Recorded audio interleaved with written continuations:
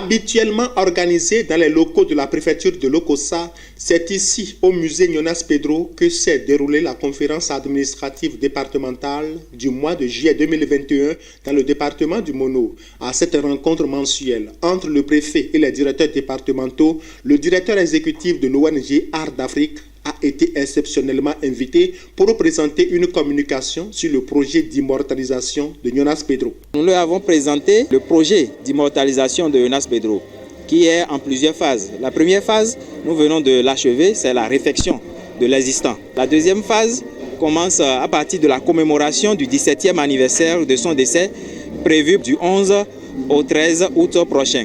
À la faveur de cette commémoration, nous aurons une table ronde le 12 août, jour anniversaire de son décès, une table ronde autour de laquelle nous allons échanger à travers des propositions d'immortalisation de l'artiste. Cette rencontre qui a également passé au peigne fin les résultats des examens scolaires de fin d'année dans le Mono s'est achevée par une visite guidée dans le musée.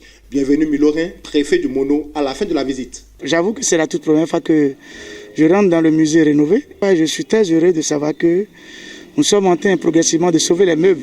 C'est bien d'aller au contact des œuvres de l'artiste, de voir son lit et sa robe dans laquelle il a poussé son dernier souffle, et sans oublier son tombeau qui est encore ici.